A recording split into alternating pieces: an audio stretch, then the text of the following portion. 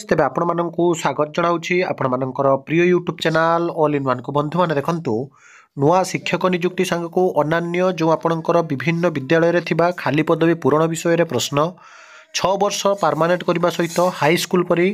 Primary रे contractual abolish करने प्रश्न शिक्षक मानक उन्नति पाई पदक्षेप सबुकिछि विषय जो आलोचना को नहीं जो प्रश्न होती से विषय में डिस्कसन करवा कंप्लीट वीडियो देखिए जहाँफल आपने सबकि इनफर्मेशन पाइपर।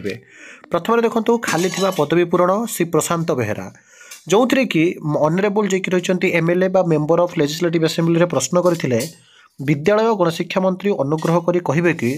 राज्य रे जो जिले में विभिन्न प्राथमिक उच्च प्राथमिक और उच्च विद्यालय मानक मंजूर प्राप्त विभिन्न वर्गर प्रधान शिक्षक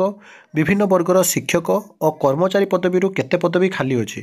2024, 2025 और 2026 मसीह अवसर हेतु केते पदवी खाली हेबो वर्तमान खाली थिबा पदवी और आगामी दिन में खाली हेबाकु थिबा पदवी को आकलन करी पदवी पूरण पूर्वक राज्य में शिक्षादान सुसंगत पर सरकार की पदव ग्रहण करछन्ती। एडी आपण माने देखंतु जे राज्य में आपणकर विशेषकर जानते शिक्षक नियुक्ति आसवा सरकार बारंबार कहते तो शिक्षक आउ कर्मचारी जिते पदवी भी खाली अच्छी यथाशीघ्र नियुक्ति सांग को सरकार कौन पदक्षेप नौकरी से विषय आलोचना होती ताने आपण मैंने जानती जे आगामी दिन में 2026 जेहेतु पंचायत निर्वाचन अच्छी ता पूर्वर ये विषय में आपंकर देखिए निश्चित रूप से आपंकर पदवी आसव शिक्षक नियुक्ति और आपण पदवी पूरण हम आज विधानसभा प्रश्न उत्तर परवर्त अवस्था डिटेल्स नहीं आसबि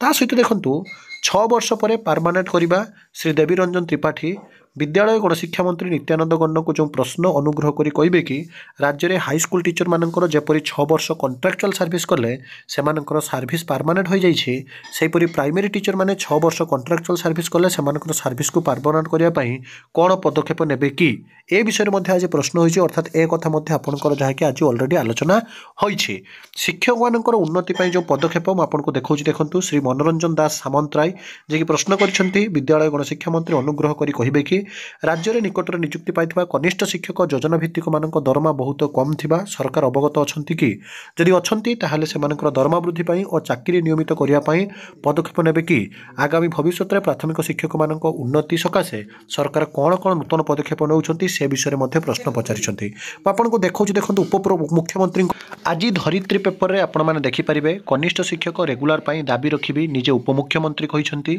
गप भारतीय आपण देखिए भारती भूषण उपाध्याय सरकार गुणात्मक शिक्षा उपर गुरुत्व देउछंती विभिन्न शिक्षा क्षेत्र में कनिष्ठ शिक्षक भूमिका मध्य गुरुत्वपूर्ण